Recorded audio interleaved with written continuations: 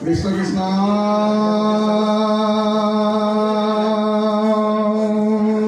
হৰি হৰি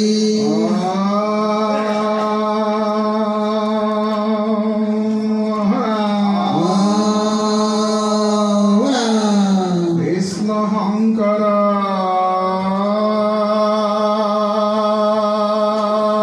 গুৰু হৰি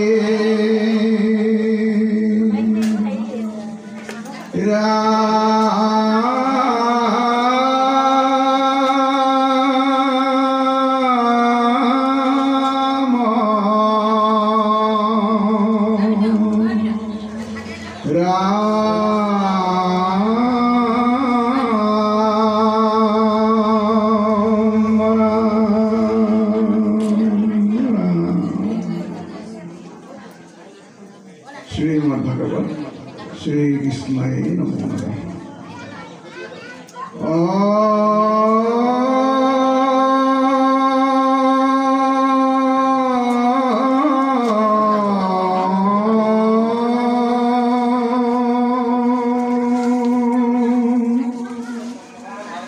ভগবতে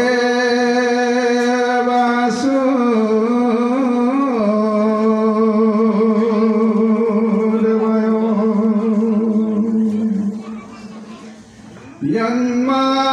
জন্মাদ্যস্য যতোন্মাদিতরতসর্গেষ ভিজ্ঞস্বরৎ তেনে ব্রহ্ম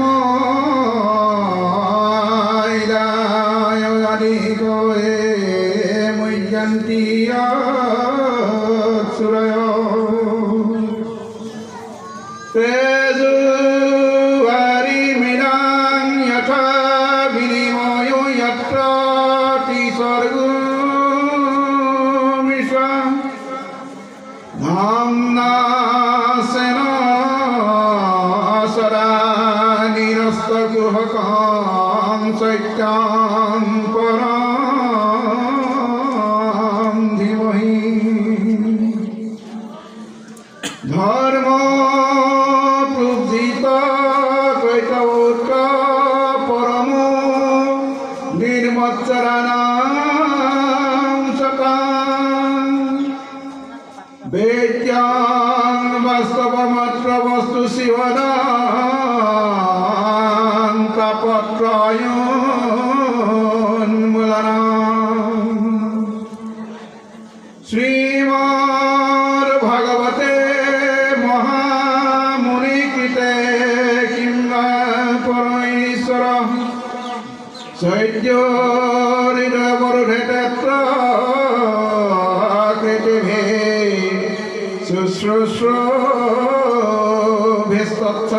শুশ্রূষভেস্তৎসদাত নিগম কল্পতরুর্গলিতং ফলং সুখমুখদ্রমিত দ্রবসংযুতং পিবত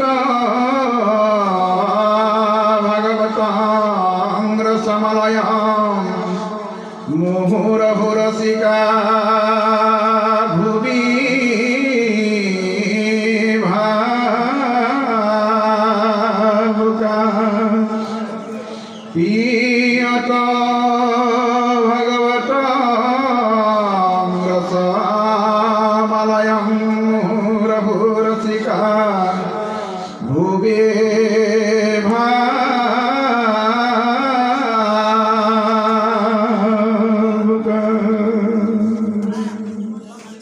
কৃষ্ণ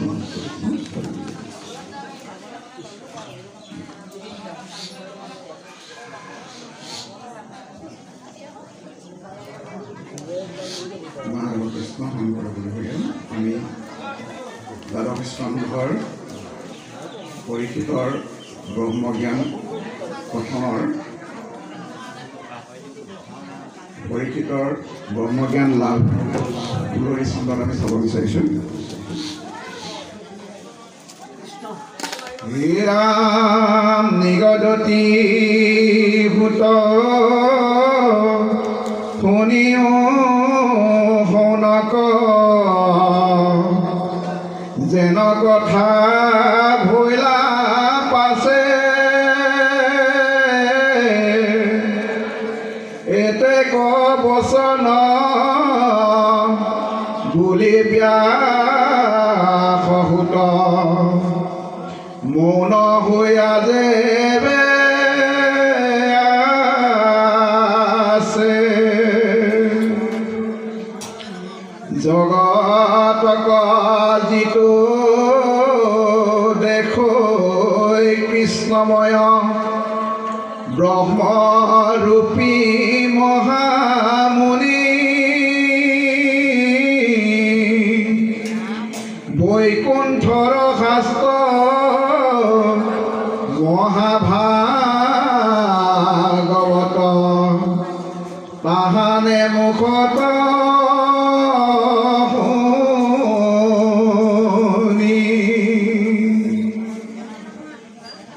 হৰি ৰমণৰ মল দূৰ ভৈল গুচিল মোহয়ান্ধাৰ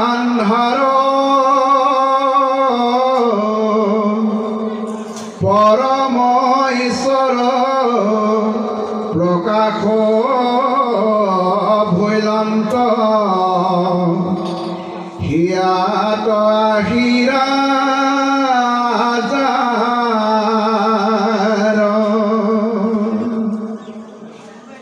দ্ৰৱ ভৈলা চিত্ত তনু ৰোমাঞ্চিত ঝৰে নয়নৰ নীৰ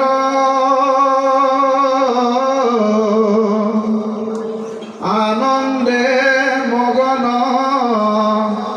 ভৈল কতুক্ষণ কৰিলন্ত চিত্ত থিৰ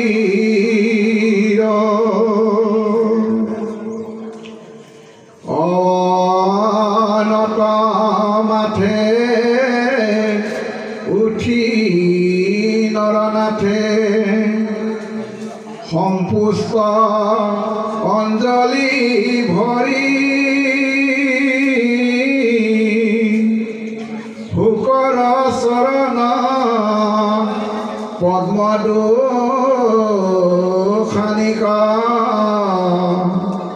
মাথাত লৈলা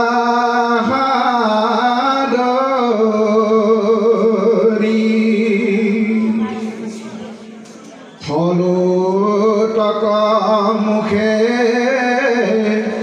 গদ গদ বাক্যে বুলিলা ৰাজা প্ৰণামী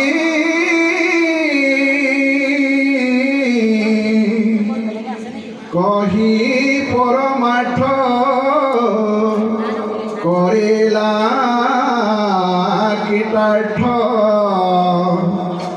তৰিলো তৰিলো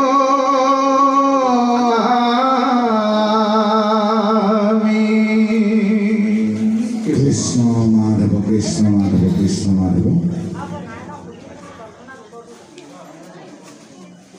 হে প্ৰাণ বন্ধু কৃষ্ণ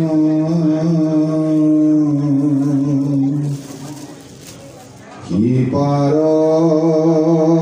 ঠাকুৰ অনুক কৰাদায়া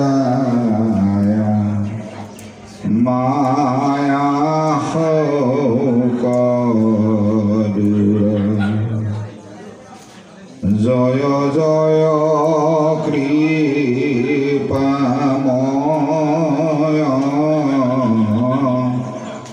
দেৱ যদুপতি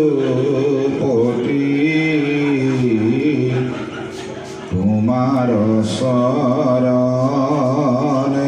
মাগো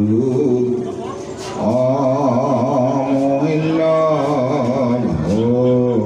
ভকতি তোমাৰ চৰণে মাগো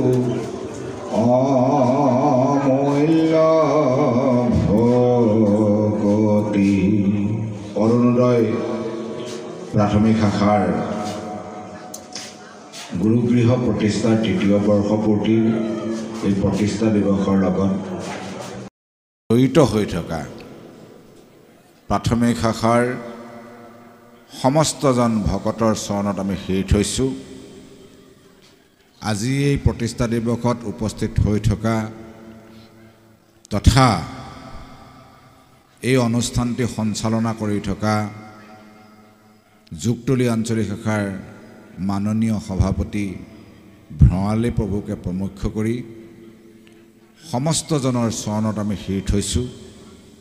দুয়োজন পথাচাৰ্যৰ চৰণত সেৰি থৈ আৰু বিশেষকৈ আজি পাঠভাগ নিৰ্বাচন কৰি দিয়া আমাৰ সকলোৰে জ্যেষ্ঠ শ্ৰেষ্ঠ শ্ৰদ্ধাৰ শ্ৰীযুত পুনাৰাম শইকীয়া প্ৰভুৰ চৰণত আমি সেৰি থৈ আমাৰ প্ৰতি ন্যস্ত কৰাৰ দায়িত্ব আমি পালনৰ হেতু আগবাঢ়িছোঁ।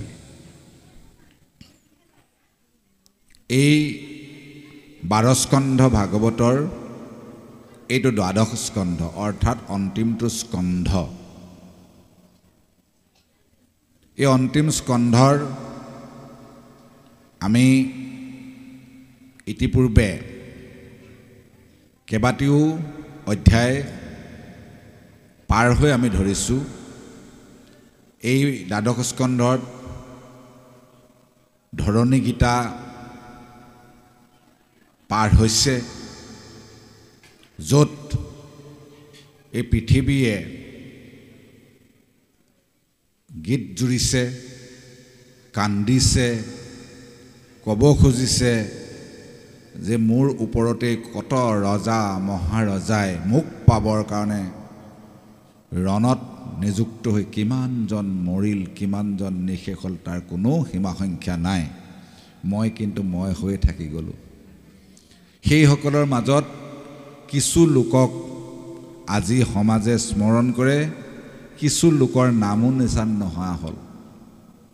যিসকলক স্মৰণ কৰে সেইসকল পুণ্যৱন্ত, অৰ্থাৎ সেইসকলে সমাজৰ অৰ্থে, দেশৰ অৰ্থে, পৃথিৱীৰ অৰ্থে কিছু কৰ্ম সম্পাদন কৰি থৈ গৈছে।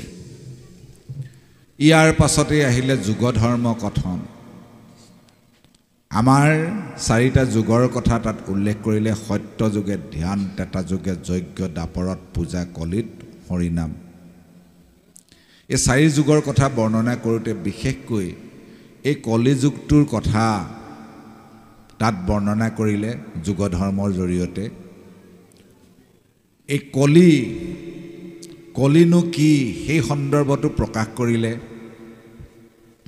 যে কলি মানে আচলতে দীপিকা চন্দ্ৰত লিখাৰ দৰে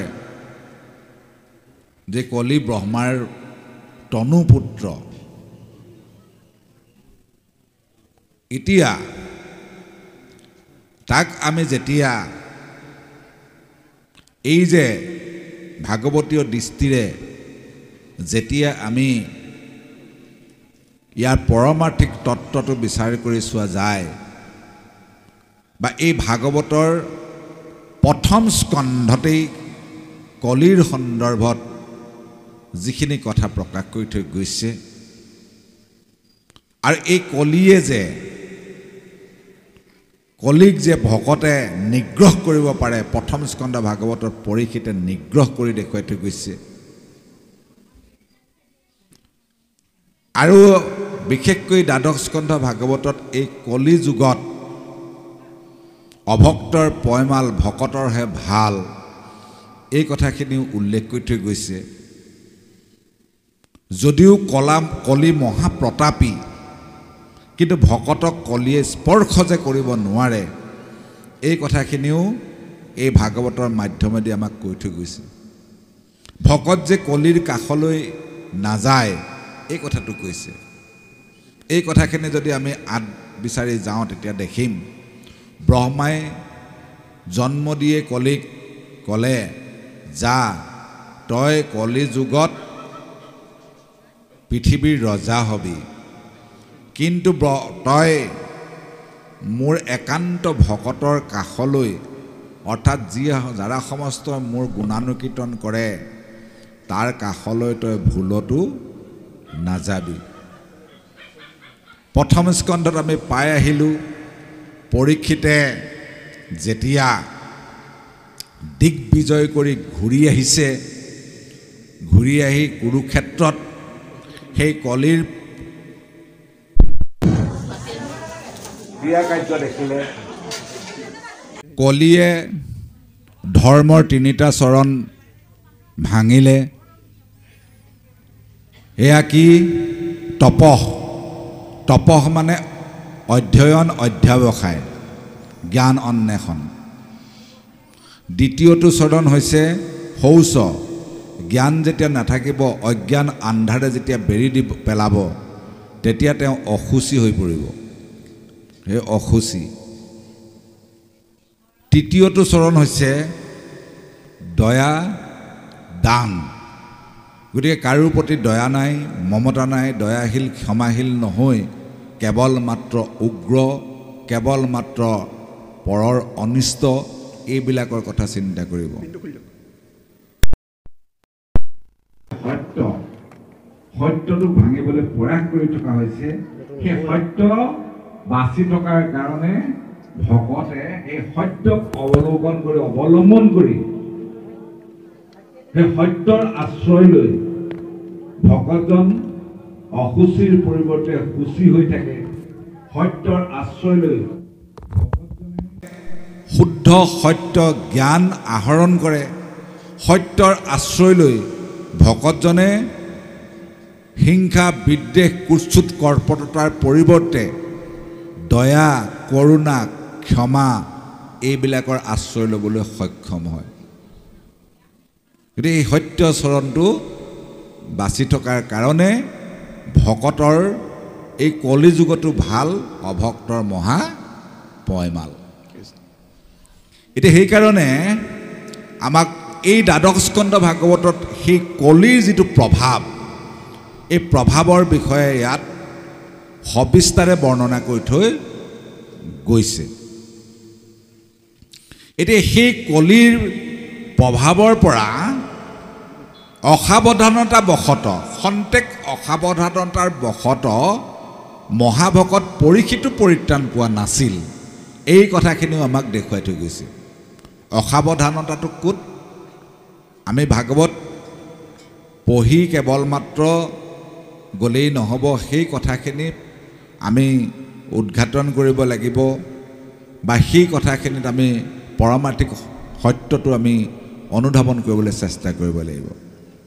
এতিয়া পৰীক্ষিতৰ অসাৱধানতাটো ক'ত? আমাৰ এই ভাগৱতত বাৰে বাৰে এটা কথা কৈ গৈছে যে আমাৰ এই সকলোবোৰ ইন্দ্ৰিয়ৰ মূল পৰিচালিকা, অৰ্থাৎ পৰিচালক, সেনাপতি আমাৰ মনটো। এই মনৰ কবলত পৰি পৰীক্ষিতৰ অথন্তৰ ঘটিছিল। কেনেকৈ? যেতিয়া পৰীক্ষিতে তেওঁ ৰাজভঁৰালত প্ৰৱেশ কৰিলে, প্ৰৱেশ কৰি তেওঁ প্ৰকাণ্ড এটা পেৰা দেখিলে। পেৰাটো খুলি চাবলৈ মন গ'ল। চাব, পেৰাটো খুলি চাবলৈ মন গ'ল। মনৰ বশৱৰ্তী হৈ আদেশ দিলে পেৰাটো খোলা। পেৰাটো খোলাৰ পাছত এটা প্ৰকাণ্ড সোণৰ মুকুট দেখি পিন্ধি চাবলৈ মন গ'ল। মনৰ বশৱৰ্তী হৈ তেওঁ সেই মুকুটটো পিন্ধিবলৈ হেঁপাহ কৰিলে। গতিকে পিন্ধিবলৈ হেঁপাহ কৰাৰ লগে লগে পূৰ্বৰ পৰা পৰিধান কৰি থকা তেওঁৰ যিটো ধৰ্মৰ মুকুট, যিটো তেওঁ পিতৃ পিতামহৰ পৰা আৰ্জন কৰিছিল, বা নিজেও বিষ্ণুৰাত হিচাপে গৰ্ভতেই কৃষ্ণক দৰ্শন কৰি যিখিনি তেওঁ আয়ত্ত কৰি থৈছিল, যিখিনি ধৰ্ম, সেই ধৰ্মৰ মুকুটটো খুলি থৈ তেওঁ সেই মুকুটটো পিন্ধিলে। তেওঁ বিচাৰ কৰি নাচালে মুকুটটো কাৰ আছিল। আজিৰ সমাজত আমাৰ এইটো এটা ডাঙৰ কথা। আমি মনৰ বশৱৰ্তী হৈ যিকোনো কাম কৰি পেলাওঁ, বিচাৰ কৰি নাচাওঁ। বিচাৰ কৰি চাবৰ কাৰণে আমাক গুৰু শ্ৰীমন্ত শংকৰদেৱে মহাভাগৱত শাস্ত্ৰ দিলে। গতিকে আমি বিচাৰ কৰি নাচাওঁ, কেৱল নামঘৰলৈ আহি আঁঠু লৈ সেৱা জনাওঁ, অৰিহণা এটা দিওঁ, আনুষ্ঠানিকতা ৰক্ষা কৰি শৰণ লওঁ ভজন লওঁ কিন্তু বিচাৰ কৰি নাচাওঁ কি কৰা উচিত কি কৰা অনুচিত এইটোৱে আমাক দেখুৱাই থৈ গ'ল পৰীক্ষিতে ধৰ্মৰ মুকুটটো পিন্ধি জৰাখণ্ডৰ মুকুটটো পৰিধান কৰাৰ লগে লগে জৰাখণ্ড মানে অজ্ঞানতা আৰু জড় মানে এই জড় জগতখন খণ্ড অখণ্ডিত অজ্ঞানতা জড় বস্তুৰ প্ৰতি যেতিয়া আমাৰ মন বেছি আকৰ্ষিত হ'ব আমাক অজ্ঞানতাই লগ ল'ব এই অখণ্ডিত অজ্ঞানতা আৰু জড় এই দুইটাৰ সমষ্টি হৈছে জৰাখণ্ড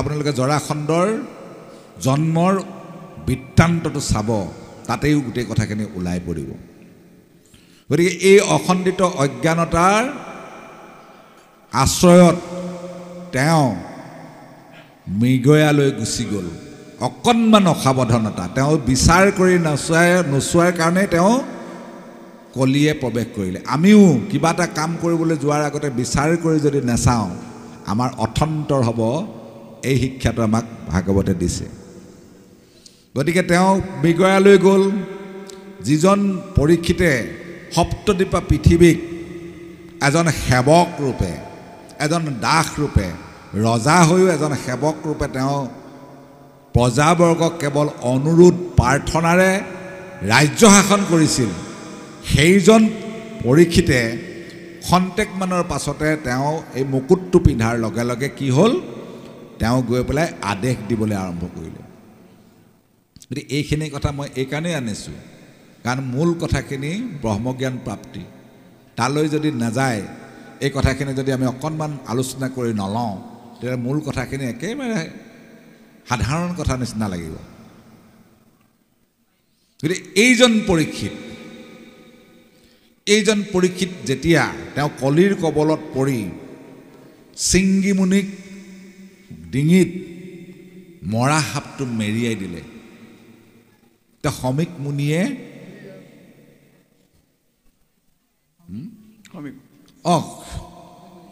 ক্ষমা কৰিব উল্টা হৈ গৈছে সমীক মুনিৰ ডিঙিত মৰা সাপটো মেৰিয়াই দিলে পুত্ৰ চিংগিমুনিয়ে তেওঁক অভিশাপ দিলে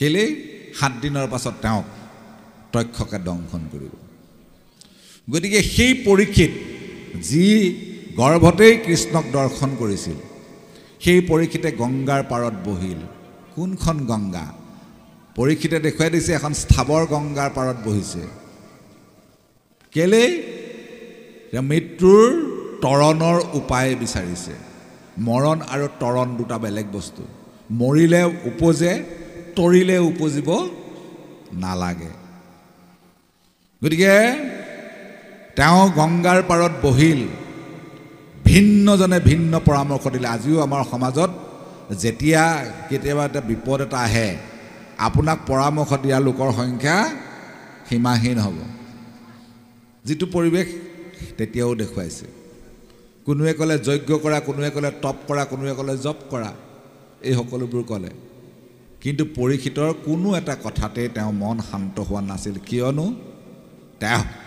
তেওঁ গৰ্ভতেই কৃষ্ণক দৰ্শন কৰি আহিছে সেইকাৰণে প্ৰথম স্কন্ধ ভাগৱতত আমাক কৈ দিলে স্বধৰ্মকতে যি কৰে কৃষ্ণত ভকতি যদি প্ৰেমপূৰ্ণ নভৈল তাৰ যদি বা ভস্ত ভৈল বা অল্পতে গৈল প্ৰাণ জানা তাহাৰ নাহিকে অকল্যাণ আমি যিকণ সময় পাইছোঁ সেই সময়কণ আমি সৎ ব্যৱহাৰ কৰিব লাগে ইয়াত আমি আঢ়ৈ বজালৈকে ইয়াত থাকিম এই আঢ়ৈ বজালৈকে থকা সময়কণ আমি সৎ ব্যৱহাৰ কৰিব লাগিব যদি আমি এই আঢ়ৈ বজালৈকে ইয়াত থাকি আমি প্ৰেমপূৰ্ণভাৱে ঈশ্বৰৰ ভক্তি কৰোঁ হক পৰীক্ষিতৰ দৰে হক ভৰতৰ দৰে হক অজামিলৰ দৰে আমি আকৌ মূল পথলৈ ঘূৰি অহাৰ সুযোগটো পাম এইটো দেখুৱাই গৈছে গতিকে আমি সময়ৰ সৎব্যৱহাৰ কৰিব লাগিব গতিকে সেই পৰীক্ষিতে তেওঁ গৰ্ভতেই সেই কৃষ্ণক দৰ্শন কৰাৰ কাৰণে বা গৰ্ভৰ পৰা ওলাই আহি তেওঁ কেৱল মাত্ৰ এজন সেৱক ৰূপে সপ্তদ্বীপা পৃথিৱীক ৰজা হৈ পালন কৰাৰ অন্যান্য কথাবোৰে কাৰণবোৰে তেওঁৰ মনত ক্ৰিয়া কৰিব নোৱাৰিলে। যজ্ঞ তপ যাগ যজ্ঞ পূজা পাতল এইবিলাকে তেওঁক মনত প্ৰভাৱিত কৰিব নোৱাৰিলে।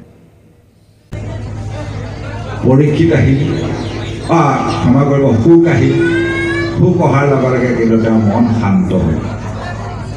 আৰু জড়িত থাকে মূৰা ভক্ত উদাৰ চৰিত্ৰ, কীট পতংগগত থলে কৰা পবিত্ৰ। তেনেহেন পবিত্ৰকাৰীকো পবিত্ৰ কৰিব পৰা সুখ মুনি মহাভাগৱত লগত লৈ আহিল। সেই ভাগৱত শ্ৰৱণ কৰিলে। শ্ৰৱণত কেইটামান চৰ্ত আছিল, সেই চৰ্তকেইটা পৰীক্ষিতে পালন কৰিছে। ভাগৱত শ্ৰৱণ কৰি থাকোঁতে জল আৰু নিশ্বাসক বাদ দি পৰীক্ষিতে 7 দিন 7 ৰাতি একো ভক্ষণ কৰা নাছিল। ভাগৱত আৰম্ভণিৰ পৰা ভাগৱত শেষলৈকে পৰীক্ষিতৰ মনটো ভাগৱতৰ পৰা অন্তলৈকো আঁতৰাই নিয়া নাছিল। গতিকে ঠিক একাত্মভাৱেৰে তেওঁ ভাগৱতলৈ, তাৰমানে আমাক কি ক'ব খুজিছে এই দুটা তথ্যৰ জৰিয়তে আমাক এই কথাকে ক'ব খুজিছে যে ভাগৱতে আচলতে আমাৰ আহাৰ কি বিচাৰ কৰিবলৈ কৈছে। সেইকাৰণে মহাপুৰুষ মাধৱদেৱেও ঘোষাশাস্ত্ৰত কম কথা লিখি থৈ যোৱা নাই। অন্ন জুনি নকৰে বিচাৰ, জাতি ধৰ্ম সমস্ত ভৈল বেবিচাৰ। গতিকে আমাক দেখুৱাই থৈ গৈছে অন্ন আমি কেনেকৈ গ্ৰহণ কৰিব লাগিব। আৰু এটা কথা কৈ থৈ গৈছে যে তেওঁ যে মনটো অকণমানো আঁতৰাই লৈ নগ'ল, তাৰমানে কি? অৰ্থাৎ ভাগৱতে যি কৰিবলৈ কৈছে সেইটোহে কৰিব, নকৰিবলৈ কোৱাটো তেওঁ ত্যাগ কৰিব। নাযাবলৈ কোৱা জেগালৈ নাযায়, যাবলৈ কোৱা জেগালৈ যাব, নকৰিবলৈ কোৱাটো নকৰে, কৰিবলৈ কোৱাটোৱে কৰিব, নাখাবলগীয়াটো নাখায়, খাবলগীয়াটোহে খাব। এই কি হৈছে আমাৰ ভাগৱতৰ মূল প্ৰতিপাদ্য বস্তু। অৰ্থাৎ শুনিলে নহ'ব, পালন কৰিব লাগিব এই কথাটো। এনেকৈ গৈ থাকিল প্ৰত্যেকটো আখ্যান উপাখ্যানৰ জৰিয়তে পৰীক্ষিতৰ মনটো দৃঢ়ৰ পৰা সুদৃঢ়তলৈ হৈ গৈ থাকিল। এতিয়া আমিও ভাগৱতৰ প্ৰথম স্কন্ধৰ পৰা অধ্যয়ন কৰোঁতে কৰোঁতে কৰোঁতে কৰোঁতে আমাৰ মনবোৰো ঠিক তেনেধৰণে স্থিৰতাৰ পৰা দৃঢ়তালৈ, দৃঢ়তাৰ পৰা সুদৃঢ় ভাৱনালৈ আমাৰ লৈ যাব লাগিব, আমাৰ উত্তৰণ ঘটোৱাব লাগিব। আমি উভতি চাব নালাগিব। এইটো আমাৰ ভাগৱতৰ দৰ্শন লক্ষণ। এনেকৈয়ে গ'ল, এনেকৈ গৈ গৈ 7 দিন 7 ৰাতি ভাগৱত শ্ৰৱণ কৰাৰ অন্তত যেতিয়া পৰীক্ষিতক সুখমুনিয়ে সুধিলে, হেৰা পৰীক্ষিত, তোমাক মই 7 দিন 7 ৰাতি ভাগৱত ক'লোঁ, তুমি যদি শুনিব বিচাৰা মই আৰু কম তোমাক, তুমি কি ভাবা? ইমান সুন্দৰকৈ মানে পৰীক্ষিতক কৈছে, বোলা পুনৰপি তেনে কহোঁ 12 স্কন্ধ এইবুলি কৈছে। আৰু বুজিবাক আছে যদি বা প্ৰবন্ধ, বোলা পুনৰপি তেনে কহোঁ 12 স্কন্ধ, নিপতিৰ মুখক নিৰেক্ষী কৃপা মই, এহি বুলি মৌন ভৈলা ব্যাসৰ তনয়। এই যে অলপ আগতে কৈ গ'ল, ব্যাসৰ তনয়ে কি কাৰণে মৌন হ'ল বুলি আমি আৰম্ভ কৰিলে। আজি যে এতিয়া আৰম্ভ কৰোঁতে যে আমাক ক'লে এই কথাটো, তাৰমানে পুনৰ যদি তুমি শুনিব খোজা ভাগৱত ধৰ্ম তেতিয়াহ'লে মই আকৌ ক'ম। সেইকাৰণে কৈছে নিগদতি শুনিও সৌনক জেৱ কথা ভৈলা পাছে এতেক বচন বুলি ব্যাসৌত মৌন শুয়া আছে যেবে আছে। জগতৰ যিটো দেখৈ, জগতক যিটো দেখৈ কৃষ্ণময় ব্ৰহ্মৰূপী মহামণি বৈকুণ্ঠৰ শাস্ত্ৰ মহাভাগৱত তাহানে মুখত শনি। এতিয়া কি দেখিলে পৰীক্ষিতে? জগতৰ সকলোকে ব্ৰহ্মময় দেখিলে। তেওঁ বুজাই দিয়া হ'ল। সেইকাৰণে আমাৰ ভাগৱতত কোনোবাই লিখি থৈ গৈছে এটা কথা, কি বুলি লিখি থৈ গৈছে? আমি সদায় দিহানামত সাধাৰণতে গায়, শাস্ত্ৰৰ উত্তম গীতা ভাগৱত, দেৱ ধৰ্মৰ উত্তৰম নাম, দেৱৰো উত্তম দৈৱকী নন্দন, চৰণে কৰোঁ প্ৰণাম বুলি আমাৰ দিহানামত গায় সকলোৱে। এই শাস্ত্ৰৰ উত্তম গীতা আৰু ভাগৱত, গীতা শাস্ত্ৰই সেইকাৰণে 4জন ভকতৰ কথা উল্লেখ কৰি গ'ল। এই 4জন ভকত কি বোলে? আৰ্ত, অৰ্থাৰ্থী, জিজ্ঞাসু আৰু জ্ঞানী। আৰ্ত ভকতজনে যেতিয়া কষ্ট পায়, টান পায়, ৰাম বোলে দেৱতাসকল, গজেন্দ্ৰ। তাৰ পাছত অৰ্থাৰ্থী, কিবা এটা বিচাৰি আশা কৰি ভগৱন্তৰ কাষ চাপে। আমাৰ সমাজতো আছে তেনে লোক। উদাহৰণ ধ্ৰুৱক দেখুৱাই থৈছে ভাগৱতে। কৃষ্ণ কোন, কিয় কৃষ্ণক ভক্তি কৰা উচিত, এনে ভাৱনাৰে যিসকলে ভক্তি কৰে সেইসকলক জিজ্ঞাসু ভকত বুলি কৈছে। অৰ্জুন, উদ্ধৱ তাৰ উদাহৰণ। জ্ঞানী ভকত ভগৱন্তক জানিলে, জানি আৰু সকলোবোৰ বাদ দি ভগৱন্তক বুজিলে। চাৰিসিদ্ধ, নাৰদ ইত্যাদি ইত্যাদিসকল, এইসকল জ্ঞানী ভকত। গতিকে এই 4বিধ ভকতৰ কথা আমাক উল্লেখ কৰি থৈ গ'ল। ভাগৱতে আকৌ আহিল সেই 4বিধ ভকতক আন 4 ভাগত আকৌ বিভক্ত কৰিলে।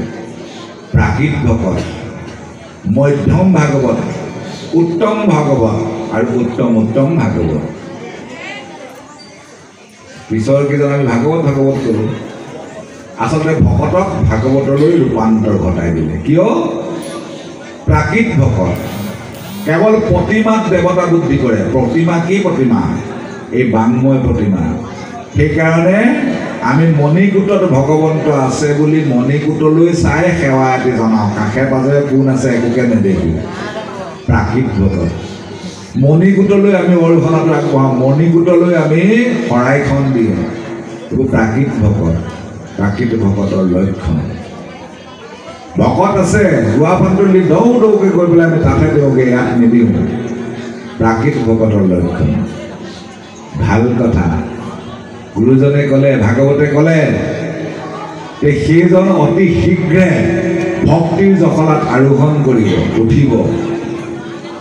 তাৰমানে তেওঁ এই যে ভাগৱতত বাংময় মূৰ্তি প্ৰতিমা, বাংময় প্ৰতিমাত ভগৱন্ত আছে বুলি জ্ঞান কৰি ল'লে, ভাগৱতখন মেলি চাব। মেলি চোৱাৰ লগে লগে তেওঁ দেখিব যে ভকত প্ৰতিমা মূৰ দুয়ো অধিষ্ঠান। বাংময় প্ৰতিমাটো ভগৱন্ত আছে, ভকততো ভগৱন্ত আছে। সেইকাৰণে ভকতজনক পৰি পৰি সেৱা কৰিবলৈ আৰম্ভ কৰিব। তেওঁ ভাগৱত ধাৰণ কৰিলে, সেইকাৰণে তেওঁ উপাধি পালে মধ্যম ভাগৱত। ভকতজনৰ উপাধি হ'ল মধ্যম ভাগৱত। এতিয়া তেওঁ ভকতক ভগৱন্ত জ্ঞান কৰে, ভিক্ষাৰীজনক নকৰে, শ্ৰমিকজনক ঘৰত আহি কাম কৰাজনকো নকৰে, লেবাৰ বুলি ভাবে। তাৰ পাছত তেওঁ ভাগৱত নেৰিল। ভাগৱত নেৰাৰ কাৰণে তেওঁ উপলব্ধি কৰিলে বিশেষত মনুষ্য গণত যিটো নৰে বিষ্ণুবুদ্ধিভাৱে সৰ্বদাৱে মান্য কৰে। সকলো মানুহতেই ঈশ্বৰ আছে, গতিকে মানুহক ঈশ্বৰ জ্ঞান কৰিব লাগে। এইবাৰ তেওঁ সকলো মানুহকে ঈশ্বৰ জ্ঞান কৰিবলৈ ধৰিলে। উপাধি পালে তেওঁ উত্তম ভাগৱত। তাৰ পাছত তেওঁ ৰৈ থকা নাই, গৈ আছে। দেখিলে যে যত জীৱ জংগম কৃত পতংগম অগ নগ জগতেৰি কায়া। তেতিয়া আৰু তেওঁ সবকহু মাৰি পুৰত উভি উদৰ কৰিব নোৱাৰে। নিশ্চয় বুজি পাইছে। সেইকাৰণে এই তত্ত্বটো বুজি নাপায়, গাই থাকে যত জীৱ জংগম কীট পতংগম অগনগ জগতেৰি কায়া। এই খস্বৰূপে হৰি সবকতে বহি থাকক বুলি গায়ো থাকে, আৰু সবকহু মাৰি পুৰত উভি উদৰ, সেইবিলাককে মাৰি মাৰি আকৌ পেটটো পূৰণ কৰি থাকে। এই তত্ত্বটো উপলব্ধি কৰিব নোৱাৰে কাৰণে এই তত্ত্বটো উপলব্ধি কৰিব পৰাজনে হৈছে কি উত্তম উত্তম ভাগৱত সেইজন ভকতলৈ ৰূপান্তৰ হ'ল পৰীক্ষিত সেইকাৰণে তেওঁ জগতৰ সমস্তকে ব্ৰহ্মময় দেখিছে তেতিয়া তেওঁ ৰুক্মণীক কৈছে যে আকৌ ভাগৱত ক'ব নালাগে আৰু আকৌ ভাগৱত ক'ব নালাগে তাৰ পাছত আহিলে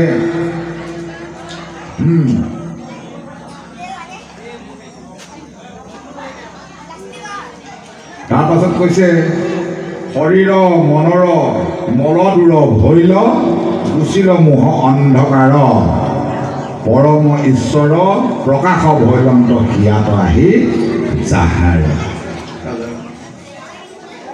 এতিয়া সেইকাৰণে আমাৰ মনৰ যিবোৰ মন মলিন হৈ থকাৰ কাৰণে আমি এইবোৰ ধুবলিবলৈ দেখোঁ আইনাখন যদি লেতেৰা হৈ থাকে প্ৰতিবিম্বটো পৰিষ্কাৰ হ'ব জানো কেতিয়াও নহয় গতিকে আমি যে এই ভাগৱতৰ সন্মুখলৈ আহিছোঁ ভাগৱতখন কি এখন আইনা আইনাখনৰ সন্মুখত আমি থিয় হ'ম যেতিয়া আমাৰ গাত থকা চেকাটো দাগবোৰ আমাৰ দেখিম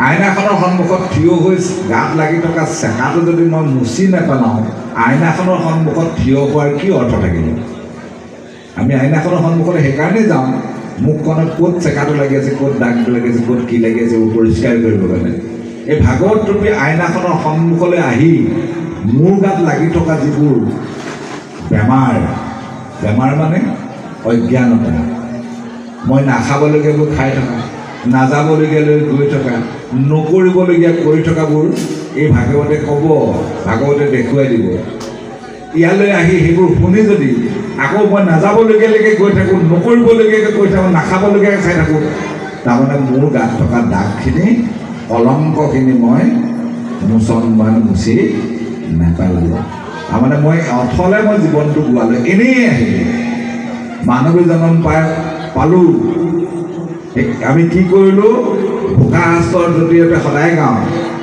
হৰি থৰণ ল'লোঁ হৰি নাৰায়ণ মানৱী জন্ম সম্ফল কৰিলোঁ হৰি নাৰায়ণ সম্ফল কৰিছোঁনে আমি নিজক সুধি চাব লাগে এতিয়া ভাগৱতলৈ আহিলোঁ ভাগৱতে জ্ঞান দিলে পৰীক্ষিতে কিন্তু সেইটো কৰা নাই পৰীক্ষিতে সুস্পষ্টই কৈ দিছে আৰু মোক ক'ব নালাগে আৰু কাৰণ মই যিখিনি বুজিলোঁ সেইখিনি মই পালন কৰি আছোঁ যাৰ কাৰণে মই সকলোকে ব্ৰহ্মময় দেখিলোঁ এতিয়া মই পালন কৰিব পৰা নাই সেইকাৰণে মই নামলৈ পাতলৈ আহোঁতে মোৰ ঘৰত দুজনমান শ্ৰমিকে কাম কৰি আছে মোৰ মনলৈ ভাৱ আহে মই থাকিলেহে শ্ৰমিককেইজনে ভাল কাম কৰিব নাথাকিলে কিজানি ঠগে দেহিও নেদেখা ঈশ্বৰজনক তুমি বিশ্বাস কৰা দেখা ঈশ্বৰজনক তুমি সদায় সন্দেহ কৰা মহাপুৰুষ মাধৱদেৱে যেতিয়া তাঁতিকুচিত গুৰুজনে যেতিয়া বৃন্দাবনী বস্ত্ৰ তৈয়াৰ কৰি আছিলে এদিনাখন ববৰ কাৰণে মাধৱদেৱক ক'লে মাধৱদেৱে কৈছে মই নাজানো নহয়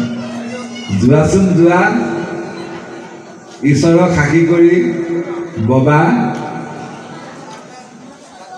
আপোনালোকে সকলোৱে জানে যে তেওঁ মহাপুৰুষ গুৰুজনতকৈ এবেগেত বেছিকৈ গৈ থৈ আহিছিল কিয় পাৰিছিল এইবোৰ কি উদাহৰণ দি থৈ গৈছে এইবোৰে আমাৰ উদাহৰণ এইবোৰৰ জৰিয়তে আমাক এই জ্ঞান দিব খুজিছে নিষ্ঠা সততা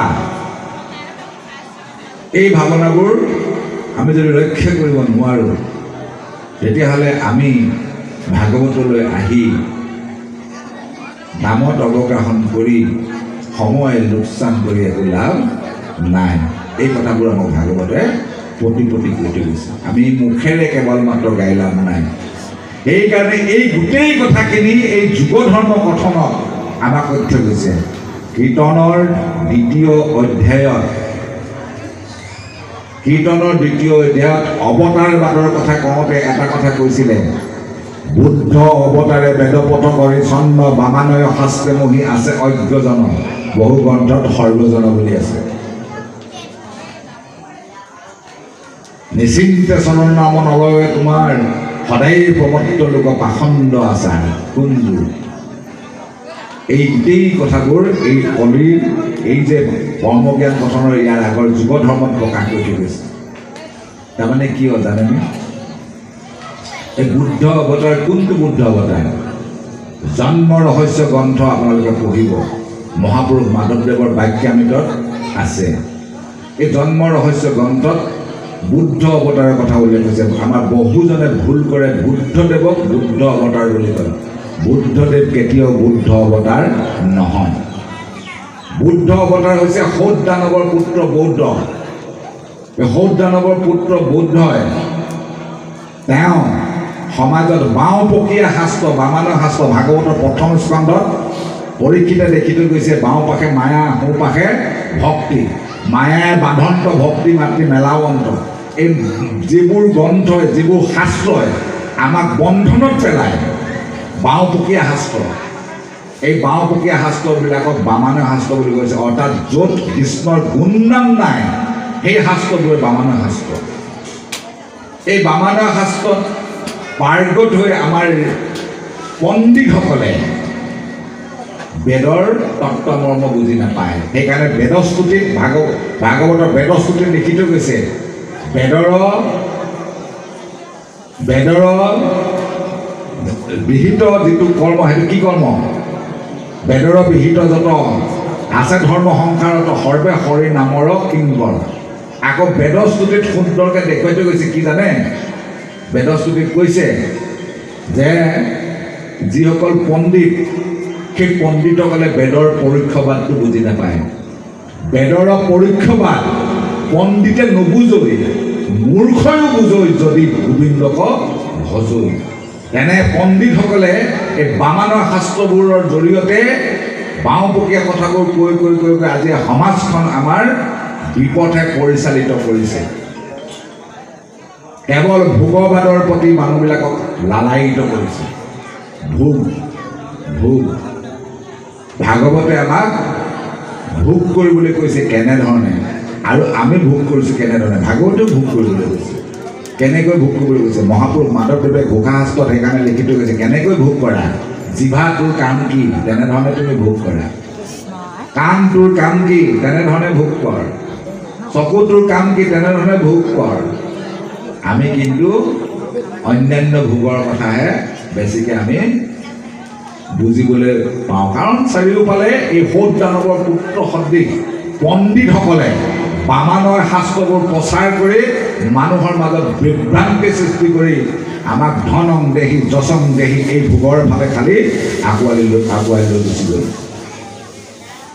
মহাপুৰুষ গুৰু শ্ৰীমন্ত শংকৰদেৱে প্ৰৱৰ্তন কৰা 550 বছৰ আগতে সংসাৰিক কৰি কিবা প্ৰচাৰিলা হোকে সংসাৰী লোকসকলৰ কাৰণে বৈকুণ্ঠৰ শাস্ত্ৰ আনি পৰম উৎসুকে সংসাৰিক কৰি কিবা প্ৰচাৰিলা হোকে সংসাৰী লোকসকলৰ অৰ্থে যি শুদ্ধ ধৰ্ম ভাগৱতৰ দ্বাৰা প্ৰচাৰ কৰি গ'ল সেই শুদ্ধ ধৰ্ম পণ্ডিতসকলে বুজি নাপায় সেইকাৰণে কৈ দিছে বেদৰ পৰোক্ষবাদ এটা প্ৰত্যক্ষবাদটো আমি চকুৱে দেখোঁ ভাগৱতে দেখুৱাই গ'ল অবস্তুক দেখা বস্তুক আৱৰি এহিহে মোহৰ মায়া আমি আন্দোলন নিষ্ঠ কৰি এই প্ৰত্যক্ষবাদটো হৈছে মায়া অবস্তু এই অবস্তুবোৰ আমি কেতিয়াও নেদেখোঁ অবস্তুবোৰ আমি চকুত দেখোঁ সন্মুখত দেখোঁ আৰু সেইবোৰক সঁচা বুলি ভাবি থাকোঁ দেহটো সঁচা বুলি ভাবোঁ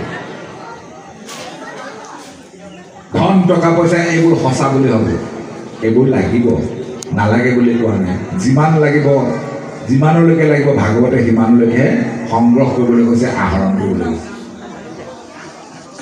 এতিয়া কথা হৈছে কি যে এই আমাৰ খন্তেক অসাৱধানতা বশত আমি সেইফালে ধাবিত হওঁ ভকতসকলো খন্তেকৰ যেতিয়া অসাৱধানতা হয় সেইফালে লোৱা হয় অকণমান স্বাৰ্থজনিত কাৰণত মিছা কথা ক'বলৈ কুণ্ঠাবোধ নকৰে অকণমান স্বাৰ্থজনিত কাৰণত কিবা এটা আশা সকলোবোৰ জলাঞ্জলি দি পেলাই মানে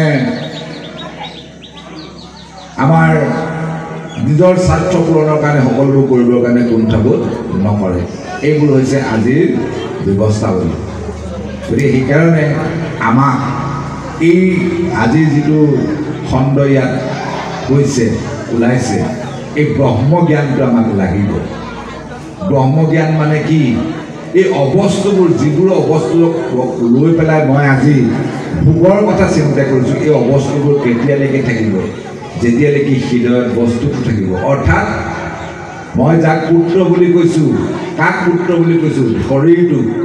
শৰীৰটো কেতিয়ালৈকে থাকিব? পৰমাত্মা যেতিয়ালৈকে থাকিব। পৰমাত্মা এৰি থৈ যোৱাৰ পাছত পিছফালৰ বাৰীৰ চুকলৈ নি পেলাই জ্বলাই দিব লাগিব, পুতি পেলাব লাগিব। কিন্তু অৱস্তুটোকে মই সাৰ বস্তু বুলি ভাবি আছোঁ। ব্ৰহ্মজ্ঞানীসকলে সেইকাৰণে অৱস্তুটোক সাৰ বস্তু বুলি নাভাবে, বস্তুটোকে দৰ্শন কৰে। আৰু সেই বস্তুটো দেখিবলৈ হ'লে দিব্য জ্ঞানৰ প্ৰয়োজন আছে, যিটো জ্ঞান পৰীক্ষিতে আহৰণ কৰিছে।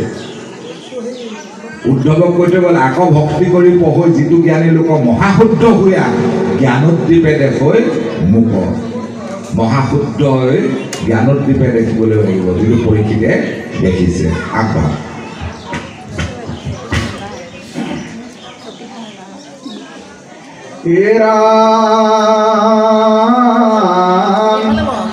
যিটো মহাহৰি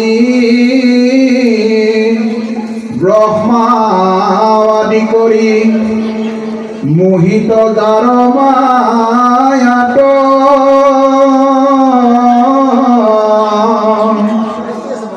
মোহয় অন্ধকাৰ গুচায়া আমাৰ কৰাইলা তাক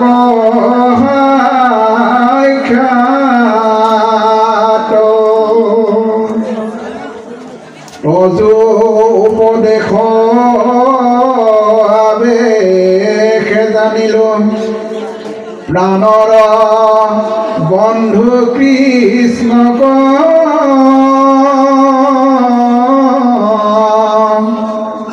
কৰিলা যেন কিনো কৃপামুক চকু দিলাই অন্ধ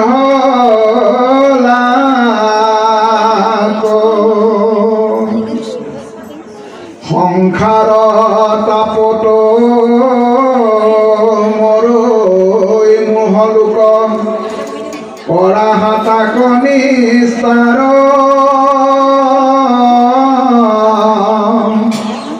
কেশৱত চিত আচৈ যাৰ ইটো নহি অদভূত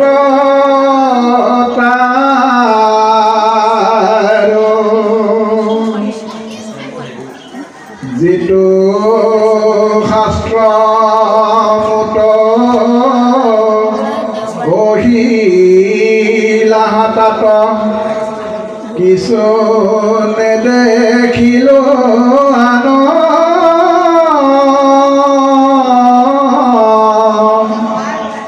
ঈশ্বৰ কৃষ্ণক